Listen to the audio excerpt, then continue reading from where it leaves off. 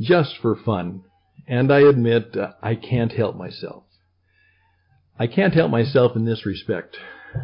I've been a teacher since I was 19, so I'm always thinking of things I'd like to teach and talk about. I've been an international broadcaster for nigh on to 40 years, so I'm always thinking about radio programs that I could do or television videos I could do. And then, for well over 25 years, I combined that with a life as a business performance coach, literally with people starting a business, flourishing entrepreneurs, and people who were executives of large organizations and corporations. And I cannot get out of those modes. I'm always saying, if that was my client, what would I say? What would I do for them? If this was the story, how would I turn that into a radio program? Or how would I make it into a video? And that's just who I am. So what happened is, I do confess that this current, right now, controversy as to whether Joe Biden, who is leading Donald Trump now in the presidential race, at least by the polls, but again, don't ever trust polls. What if Donald Trump asked me to help him now that, let's say, Joe Biden says that he will not debate Trump? What would happen? What would I recommend if that were the situation? And I'm afraid I don't know, maybe it's devious, maybe it's not so nice, but I came up with a strategy which I know would be very effective. And maybe you can even learn something from it. So remember, this is in fun. It's always will be in good taste, but we always should be thinking about what would we do if we were in a situation where we had to make an important decision, and particularly a performing decision. Let's see if we can have a little fun with this kind of midweek here on Wednesday. I'm Stan Houston. It's Just Stan.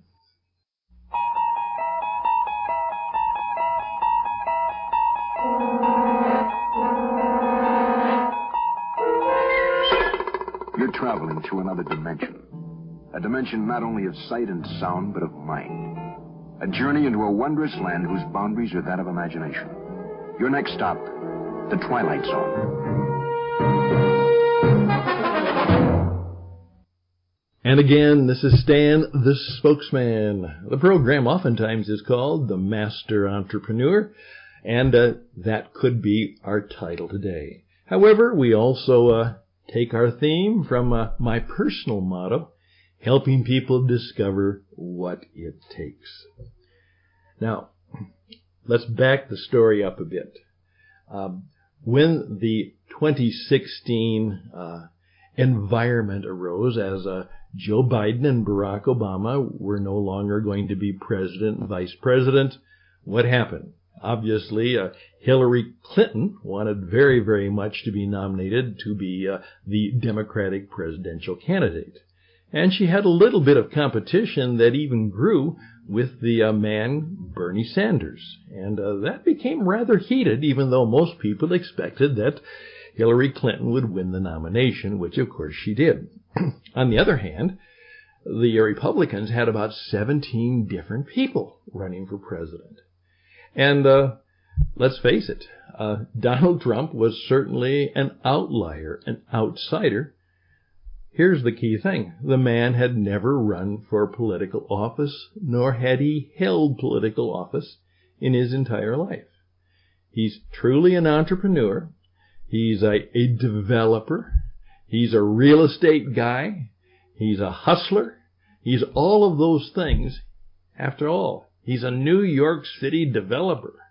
And he was also a reality TV star.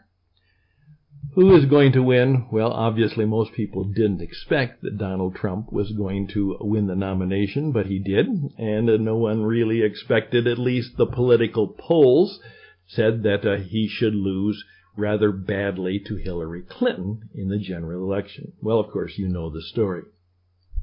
Now, during that time, I speculated as people were talking about it. I was watching some things happen. And here's what I said. Please keep in mind that Donald Trump is the only one who has extensive media experience. See, this is incredible. Of all the people running for president, he was the only one who had spent some time learning radio and television and performing in it. He was the only one.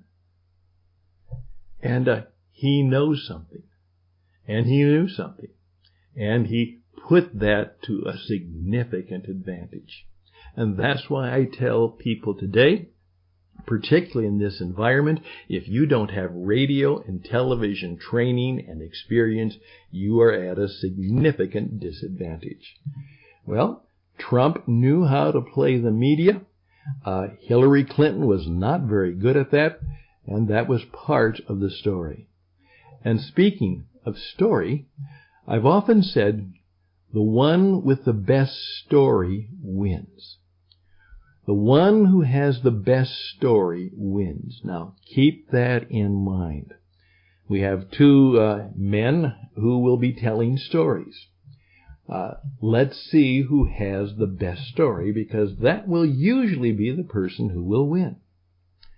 Again, do you have radio and television training and experience? What kind of stories do you tell? As I say, the master teacher came into the world, and Jesus told stories and asked questions. So what do? We preach sermons and give answers. Maybe we should change our ways. Okay, here we go. That's the introduction. Rightly or wrongly, it will be interesting to see what Joe Biden decides to do.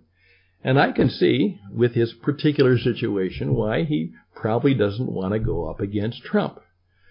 Please keep in mind, Trump is very good on his feet. He's been a living, breathing, you might say bloviating, you may use all kinds of other words, but he has learned to talk fast, talk and funny when he needs to be.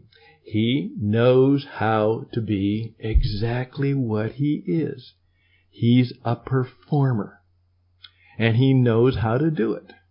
He's got his costume down. He always is dressed. His hair, which is part of the shtick. His coloring and tanning and his makeup is part of his shtick. His Trump tie. He's got his act down. He has unbelievable signatures that define him. And he uses them all the time. Actually, what I would tell if Donald Trump, that if Joe Biden doesn't want to debate, here's what I would tell him. Have your own debate. Pick you. You schedule 3 debates. And since you say, Mr. Biden won't show up, I've brought in a stand-in for him. Now you see where I'm going. And we'll have a debate, and he will represent Mr. Biden, and I'll represent me, and you can see what you think. And of course, then the actor comes in who has a resemblance to Biden, can even have some of his facial and body and characteristics, and even sound like him. And he would give his point of view. And he would say, and as I often said, and then you'd play clips. Well, it would be performing art. It would be performing theater. And what happens then is that where millions of people are watching this show, Joe Biden is portrayed exactly as Donald Trump would want him to be portrayed. Let me tell you, whether you like it or not, whether you think this is terrible or not, that would be a strategy, and whether you like it or not, it would be extremely effective. Would people scream and shout and say it's not fair? You better believe it. But half would be delighted and half would be mad, and that means it's perfect drama and it's perfect theater, and he would have the say. And then, unfortunately, Joe Biden has to respond to that show in his own way, from his own barracks or basement, or a way he would do it. And so, in effect, the not debating Joe Biden to Donald Trump turns out that Joe Biden is then totally on the defensive because Trump has put on an incredibly, and he's good at it, he's really good at it, he has put it on his own debate with the Joe Biden, who stood in for him and represented him, and of course, at the very end of the show, Donald Trump would turn to him and say, you know, I'm sorry, but you just don't have it. And so, Joe, you're fired. And he would use his signature line. There we go.